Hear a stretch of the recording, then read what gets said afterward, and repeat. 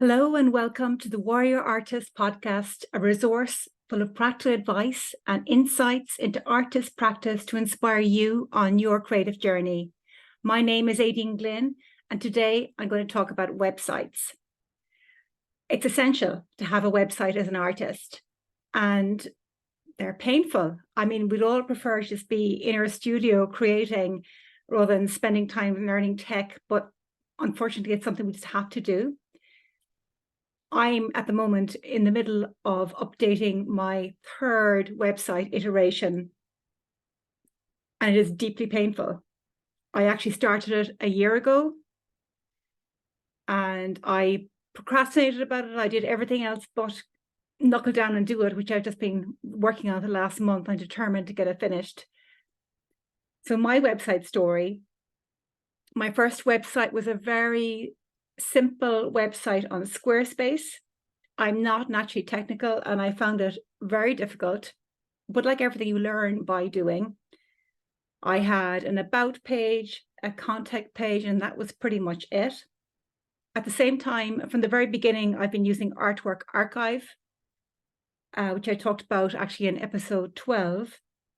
And in that, you update all your paintings, and they have a function that allows you to have public rooms and private rooms so your work can be seen and found. So I sort of used that for my portfolio.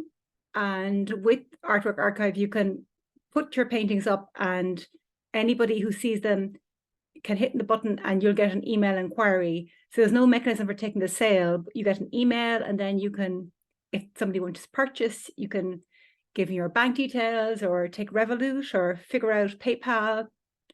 So it's not that easy to take the sale, but it's possible. And it's a really good starting point, or even while you're building your website, to have something that your portfolio is up there. I've actually recently used it because I wanted a private page to show new work. It's not on my website, to curators. So I was able to do use Artwork Archive for that. And if you're interested, they're giving a very kind 20% discount to any listener if you go to artworkarchive.com/warrior. And I'll put the code for this in the show notes as well. So that was my first website. Then during lockdown, I decided I wanted to move to an e-commerce platform because I was getting some sales, and managing it myself was quite difficult and time consuming, and it wasn't easy. So I thought, okay, I'm going to do this. So I thought I would use a kind of ready-made platform. So I went with an American website called Art Storefronts, which has an e-commerce package for artists. Now, I still had to input everything, and you still had to learn how to manage it yourself, but it was quite good, and it worked, and it really helped me to learn about e-commerce and marketing. So it was fine, but it was limited because I suppose it wasn't fully customizable to what I wanted. It's very American. It didn't really suit my vision for my website as an artist, or my audience. My collectors are primarily in Ireland and Europe. So for lots of reasons. And also I had to pay commission on every sale. So that was sort of, for lots of reasons, I thought, okay, I'm going to change. I'm going to move to my own e-commerce website. So that's my third iteration, which I started a year ago, and I'm close to finishing. And for anybody in Ireland, I discovered that the local enterprise office, leo.ie, have grants for anybody who wants to set up an e-commerce website. They will give 50% of the cost of using a web designer up to 5,000. So if the total website costs 5,000, they'll give you 2,500, and you pay the other 2,500. So I went with that option, and I would recommend anybody thinking about investigating into it, having an e-commerce website that really doesn't have, get this grant. It's really going to be very helpful. So I worked with a web designer, and this time we're working with WordPress and WooCommerce, which is the kind of e-commerce mechanism with WordPress. And I still had to put so much work in because I had to give them all the information the way they wanted it, and I had to give so much feedback, and it took ages. And now what I'm doing is, when we're getting close to finishing, I just requested to access the admin. I just started inputting and changing things myself because there's loads of mistakes, things aren't right, and I'm emailing them lists of things I want to get done, and we're close to finishing. So some tips. That's my website story for what it's worth, but some tips of what I've learned about websites that I'm going to share with you today. First one, this might seem very obvious, but a domain name. You need a domain name. And if you're an artist, have your name somewhere in your website, because if somebody Googles you, they see your painting at an exhibition, they look at your name, they'll Google your name, and that's hopefully your website will come up. So if you don't have a website already, you can purchase a domain name, or if you sign up with a website platform, they often include the domain name registration as part of the package. I think Squarespace did that for me, and all of them do that. And it doesn't really matter what platform you use, just start with something, and you'll learn as you go. So point two, that brings me to point two, don't wait to have the perfect website to publish. Forget about perfectionism. Good enough sometimes is good enough. And a website has to be updated all the time. It's a living, moving, changing thing. So publish something simple and then keep maintaining, keep changing it. Start on version 2. Point 3, less is more. Make your website easy to navigate. And if in doubt, less is more. Keep it simple. The purpose of an artist website is to showcase your art. Think of it as a digital gallery. Keep it simple. Let the art stand out. Point 4, have an about page. People want to know about the artist behind the work. So even though we can be sort of shy and we want to just hide behind our work, you have to include something about you, about your story, about who you are. So have an about page, have a photograph of yourself, maybe a photograph of you in the studio or working, or some photographs of the process of making, and include your bio.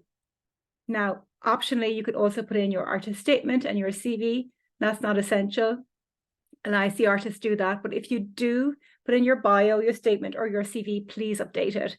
I was looking at an artist website for research recently, and their CV ended in 2019. There was no other entries, so it was quite out of date. 5, your portfolio. Your portfolio page is very important. You want it to showcase the best work you've made in the past. Curate it. Think of who's looking at your website: a potential gallery, a curator, a collector. You want to be proud of the work that they can see, and you want to make it easy for them to see it and to see your best work. Point 6, what is the objective of your website? Perhaps you just want to showcase your portfolio and have very simple information available so people can find out about you and see what your work is about. Or do you want visitors who land on your website to take action and perhaps purchase something? If you're interested in selling through your website, this is point 7, make it obvious. If you want to sell work from your website, you have to make it obvious. So include point 8, have an available work section. If you don't say works are available, people will not know they're for sale. It's that simple. Point 9, include prices. And people can be very shy about sharing prices for some reason. But we're all used to shopping online now. And you know how annoying it is if you go online and the price isn't available and you have to email to inquire about it.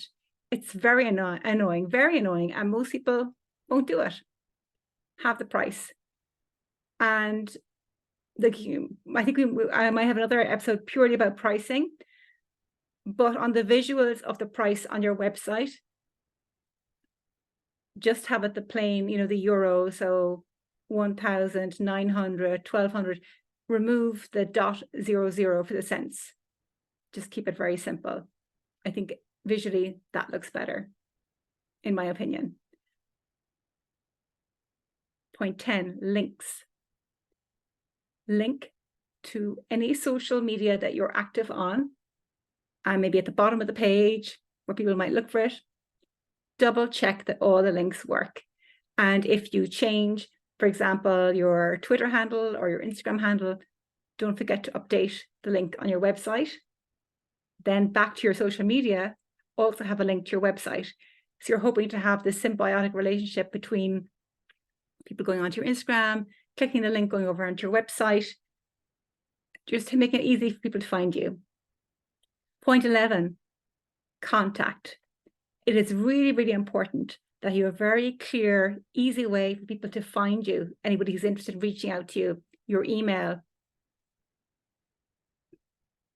And usually people put the contact information either at the top or the bottom or both places, but make sure it's there.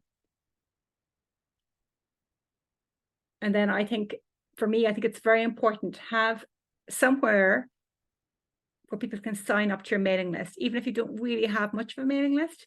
Because if somebody goes onto your website and they think, oh, that work is beautiful, but I'm not in a position to purchase something now, but I'd like to be interested in finding out in the future, they might join your mailing list. So have somewhere where you can collect emails of people who are interested in your work. And then, you know, I know every so often you could write to them if you have new work available. And then lastly, update your website. I would say once a month or so, once every 2 months, check the information is up to date. You know, your bio may have changed. You might have new work you might want to add. Maybe something's happened. Maybe you won a grant or an award. You've been in some amazing exhibition. Include that. And check the links work. So that's really, really simple, but I hope that helps. The very, very simple website, the essentials of it. Keep it simple and just put something up there and then keep updating, keep changing it. And for anybody in Ireland thinking about an e-commerce website, contact local enterprise office and check out their grants for e-commerce websites. I'll include links to all of this in the show notes. So I hope this has been helpful. Let me know what you think.